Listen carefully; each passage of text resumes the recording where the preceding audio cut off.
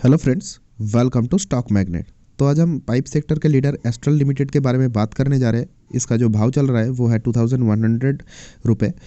तो फ्रेंड्स, ये सेक्टर को लेकर एंड ये कंपनी को लेकर बात करने से पहले मैं आप लोगों को बोलूँगा कि वीडियो को ज़रूर एंड तक देखें ताकि आपको जो है पूरा इन्फॉर्मेशन मिल सके एस्ट्रल लिमिटेड के बारे में। तो ये पाइप सेक्टर से बेसिकली बिलोंग करता है एंड पाइप सेक्टर का लीडर है एस्ट्रल।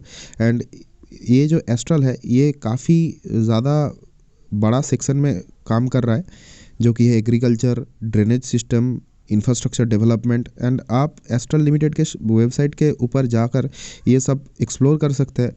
बहुत ही अच्छा कंपनी है।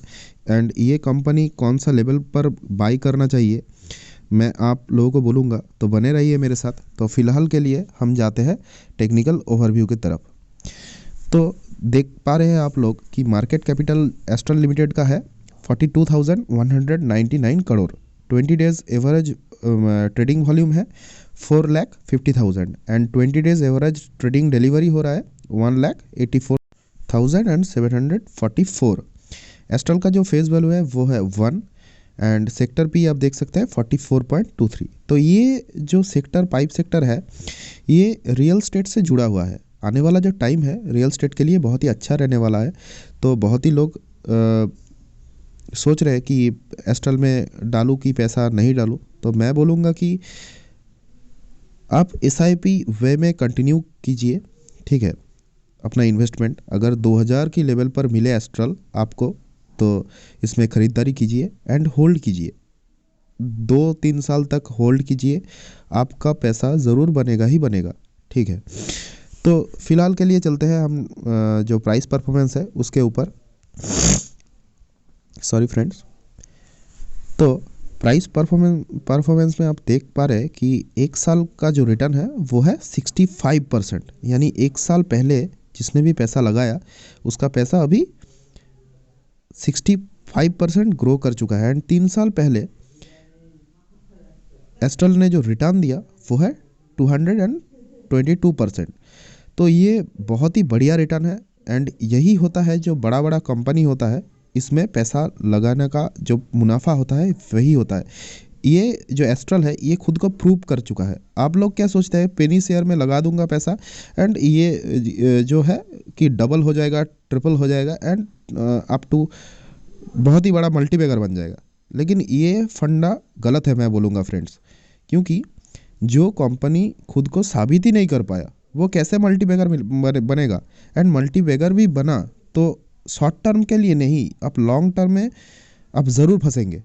लॉन्ग टर्म में आप क्यों फंसेंगे, क्योंकि पेनी कंपनी में क्या होता है, ज़्यादा ऑपरेटर का हाथ होता है।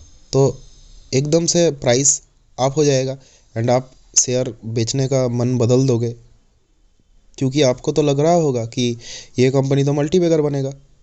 फिर देखेंगे आपका 90% जो लॉस हो गया। जब सेलिंग स्टार्ट होगी तो आप देखना कि 90% जो है गिर जाएगा। फिर आप डर जाएंगे एंड सेल कर देंगे। तो इसमें से ये छोड़कर, ये पेनी कंपनी छोड़कर आप बड़ा कंपनी में लगाइए, आप सेक्टर लीडर में लगाइए पैसा। आपका पैसा नहीं डूबेगा एंड ग्रो भी होगा एंड मल्टी बैगर भी वो साबित कर सकता है खुद को फिर से। ठीक है, ये बात नहीं कि कंपनी बहुत बड़ा हो गया एंड कंपनी का और ग्रोथ नहीं हो सकता है, नहीं, अभी बहुत ग्रोथ बाकी है इंडिया के अंदर।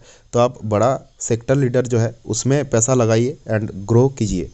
ये जो थिंकिंग है ये ग्रो कीजिए कि मैं जो अपना पोर्टफोलियो है 50% लार्ज कैप में लगाऊंगा, सेक्टर लीडर में, उनमें से सेक्टर लीडर कितना रहेगा एंड मिड कैप में कौन सा स्टॉक खरीदूं एंड सेक्टर लीडर कौन सा है। ये सब कंपनी जो कंपनी खुद को साबित कर चुका है। पेनी कंपनी में क्या होता है, 10 में से 9 स्टार्टअप जो है फेल हो जाते हैं, फिर आपका पैसा डूब जाता है। तो ये नहीं, ये गलती मत कीजिए, अपना पैसा को मत खोइए। तो फ्रेंड्स, मैं ये नहीं बोलूँगा कि पेनी शेयर में आप मत इन्वेस्ट कीजिए, आप कीजिए लेकिन लिमिटेड क्वांटिटी जितना आप भूल सकते हैं। एंड एस्ट्रल के ऊपर अगर 2000 पे आया फिर से आप ख़रीदारी कीजिए, एसआईपी वे में कंटिन्यू कीजिए, फिर आपका जो नुकसान है वो बहुत ही कम होगा। फिलहाल के लिए हम चलते हैं कंपनी की फिनंशियल्स के ऊपर। तो आप देख पा रहे हैं कि रेवेन्यू कंपनी लगातार अप ट्रेंड होती हुई बढ़ रहा है। नेट प्रॉफिट भी अप ट्रेंड होती हुई। हम क्वार्टरली देखेंगे, जून 2021 में घट गया था, लेकिन सितंबर 2021 में फिर से बढ़ गया। एंड दिसंबर का जो है अभी तक अपडेट नहीं हुआ। एंड इनकम स्टेटमेंट में आप जाएंगे तो आप देखिएगा सेल्स की ग्रोथ जो है वो ग्रोथ हो रहा है। बैलेंस शीट में आप जाएंगे तो देखेंगे कि जो लायबिलिटीज़ एंड जो करंट लायबिलिटीज़ है वो घटा है। करंट लायबिलिटीज़ बढ़ रहा है थोड़ा थोड़ा करके, एंड अदर लायबिलिटीज़ जो है घट रहा है। तो लायबिलिटीज़ एंड एसेट्स क्या है? एसेट्स है जिनको आप खरीद के उससे पैसा बना सके, यानी पैसा देगा आपको वो चीज़। आप अगर खरीदते हो उसको एसेट्स बोलते हैं। अगर मान लो आपने बाइक खरीदी, वो लायबिलिटीज़ के अंदर आता है। एंड आपने अगर मान लो एक फ्लैट खरीदा, वो भी लायबिलिटीज़ के अंदर ही आता है, लेकिन आप अगर रेंट पे किसी को दोगे तो ये एसेट्स बन जाएगा। तो एसेट्स बेसिकली यही होता है कि जो पैसा कमा के आपको दे। तो मैं बोलूँगा फ्रेंड्स, तो एस्ट्रल के ऊपर आप विचार कर सकते हैं इन्वेस्टमेंट करने का। आपका पोर्टफोलियो का जो वैल्यू है SIP वे में 5 to 10% आप दीजिए। जब जब घटे 2000 के लेवल पर कुछ कर सकते हैं, इससे घटा तो कुछ कर सकते हैं। ठीक है, आप SIP वे में कंटिन्यू कीजिए। मेरे को लगता नहीं कि 2000 के नीचे का लेवल जो है वो टच कर सकता है एस्ट्रल। तो फ़िलहाल के लिए इतना ही। अगर वीडियो अच्छा लगे तो ज़रूर लाइक कीजिए। एंड शेयर मार्केट के रिलेटेड आपका अगर कोई डाउट है तो मेंशन कीजिए कमेंट में। मैं आपको डाउट को क्लियर करने का पूरा कोशिश करूँगा। एंड फ्रेंड्स, मेरा जो डेली अपडेट्स है वो आता रहेगा। चैनल को प्लीज़ सब्सक्राइब कीजिए ताकि पूरा जो परफेक्ट इन्फॉर्मेशन है आपकी यूट्यूब वॉल तक पहुंच सके। Thank you.